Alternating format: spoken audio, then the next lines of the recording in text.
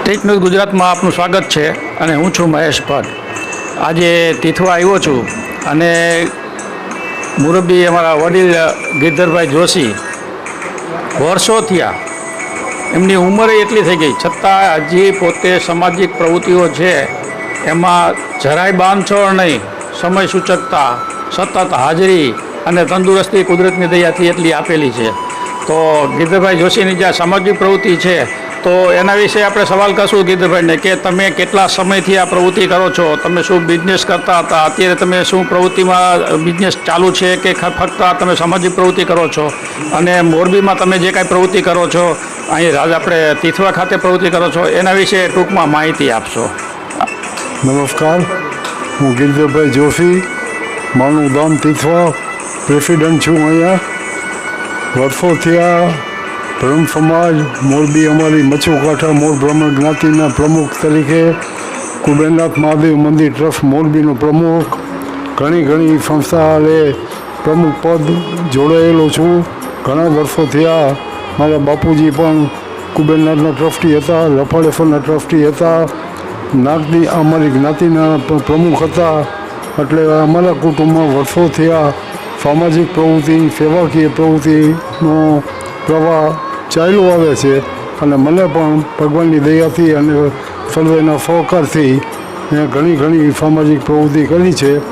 આ જે મોઢેશ્વરી માતૃ સંસ્થાન જે ટ્રસ્ટ અમે કર્યું એ 2008માં કર્યું કે ભાઈ એક જ ઉદ્દેશ કે સમગ્ર મોઢ બ્રાહ્મણ, મોઢ વાણિયા, સમસ્ત મોઢ પરિવાર મોઢેરા આપણા કુળદેવીના દર્શન કરવા જવું પડે.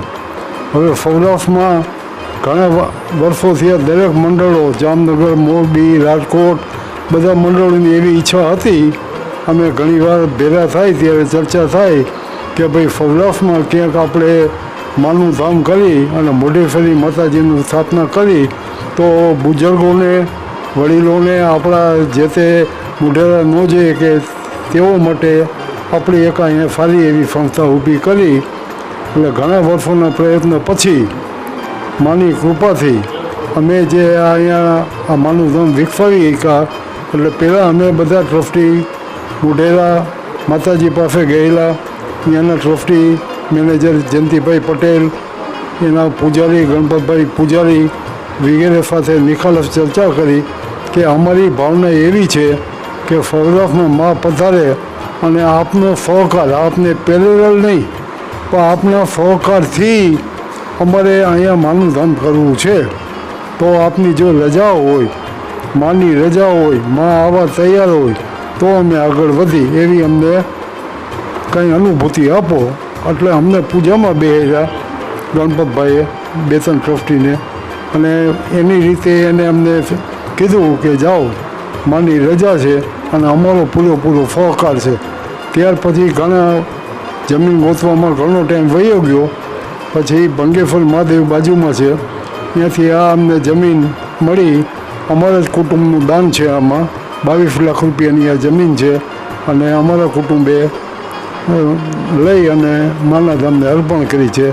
બીજા જ અમારા ઉપપ્રમુખ છે, founder trustee Shri Sureshbhai Pandya, Mombasa, London, ઘણી જગ્યાએ એમને દાન પૂર્ણ આપ્યું છે. ગણપતિના મંદિર કર્યા છે, એનો આમાં ઘણો ફી ફાળો છે. એને પણ માતબર રકમનું દાન આપ્યું છે. અને જ્યાં અમે સમાજમાં ગયા, જામનગર, ભાવનગર, રાજકોટ, મોરબી, વધુ નથી કહેવું, પણ માની કૃપા કે એક ઘરે અમે 5 માંગ્યા હોય તો 25 આપ્યા છે, 25 માંગ્યા હોય તો 51 આપ્યા છે. આજે અત્યારે આપ જોઈ રહ્યા છો સંકુલ, એ કોરોના કાળમાં વગર ઘરે ગયે માતાજીની દયાથી અને સમાજના સહકારથી આજ આવડું મોટું સંકુલ ઊભું થયું છે. બરાબર. અને ફરવેનો સહકાર છે. મને માએ જે સૂજાડ્યું એ મેં કર્યું છે. આ સંકુલ અત્યારે આપણે મોઢ સમાજ, મોઢ વાણિયા, મોઢ બ્રાહ્મણ વગેરે જે અહીં આવે છે ગર્વ અનુભવે છે અને એમ કહે છે કે દાદા તમારા ઓલા ભાવના પૂર્ણ કે તમે આવું અર્પણ કર્યું. એટલે મેં નથી કર્યું, માએ કરાવ્યું છે. અને એમાં ઉતરો તો પ્રગતિ થતી જાય છે. આજ આપ જોવો છો કે બાજુમાં ભટ્ટારિકા માતાજીનું મંદિરનું ખાતમુહૂર્ત કર્યું. આજ રોજ આપણે બાજુમાં રામેશ્વર મહાદેવ મંદિર, જેનું ખાતમુહૂર્ત આપણે ભૂમિપૂજન કર્યું. હવે એમાં દાદાની દયાથી, મહાદેવની દયાથી સ્ફટિકનું શિવલિંગ કે ન ભૂતો ન ભવિષ્યથી એવડું મોટું બધા ટ્રસ્ટીએ પાસ કર્યું છે. અને એવું મંદિર થશે એવી મારી ભાવના છે કે એકવાર લોકો અહીંયા દર્શન કરવા આવશે ને એવો ચમત્કારિક શિવલિંગ છે કે આવશે, એના પરિપૂર્ણ બધા મનોરથો થશે. માના દર્શન થશે, ભટ્ટારિકા માના દર્શન થશે, રામેશ્વર મહાદેવના દર્શન થશે. અમે અહીંયા આ જેદુનો પાયો નખાણો તેદુના જે પણ ભાવિકો આવે એને મફત બ્રહ્મભોજન કરાવી છીએ. અને એ પ્રવૃત્તિ આજ આપણે રોજ બફો મણા જમે તોય આપણે મફત જમાડી છીએ. અને માતાજીની દયાથી દાનપુણ્ય આવે છે. 11,000માં તિથિ લખી છે. આજ 450 જેવી તિથિ લખાઈ ગઈ છે. એ બધી રકમ અમે ફિક્સમાં મૂકી દીધી છે. અત્યારે 51 લાખ રૂપિયા ઉપર અમે એ રકમ બધી ફિક્સમાં મૂકી દીધી છે. દાનનો પ્રવાહ માતાજીની દયાથી ચાલુ છે. અને આના પ્રવૃત્તિ હવેના બધા ટ્રસ્ટી મંડળ મેં વધાર્યું. અત્યારે 17 ટ્રસ્ટી છે. નિશિતભાઈ મહામંત્રી છે, સુરેશભાઈ, હું છું, બધા ઘણા ટ્રસ્ટીઓ છે. બધાનો ખૂબ સહકાર છે, સમાજનો ખૂબ સહકાર છે અને દાનેશ્વરીનો ખૂબ સહકાર છે. અને માતાજી પ્રેરણા આપ્યા કરે છે.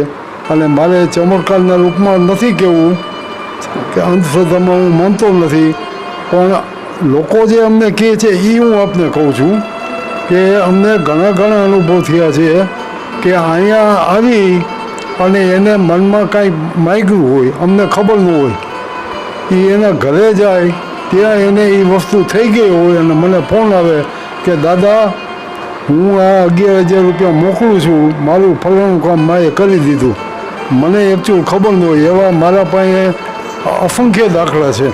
આ અંધશ્રદ્ધાની વાત નથી.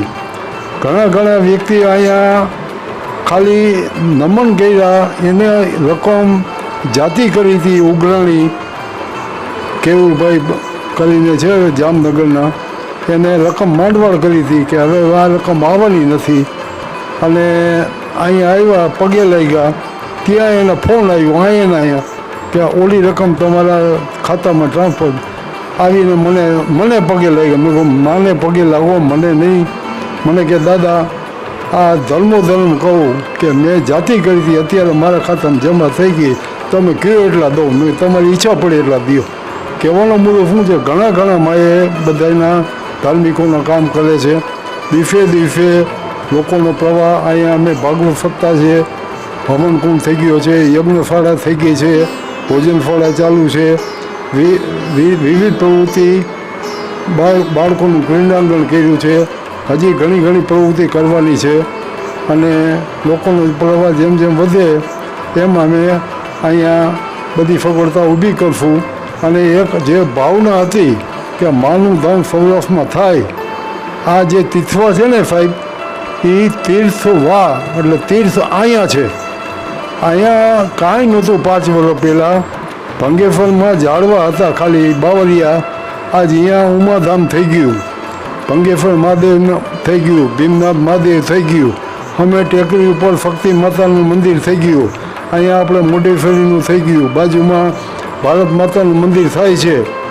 અહીંયા ઓલી વિદ્યાલય, મોટામાં મોટું વિદ્યાલય થઈ ગયું, મોટામાં મોટી આયુર્વેદિક હોસ્પિટલ જડેશ્વરની બાજુમાં થાય છે.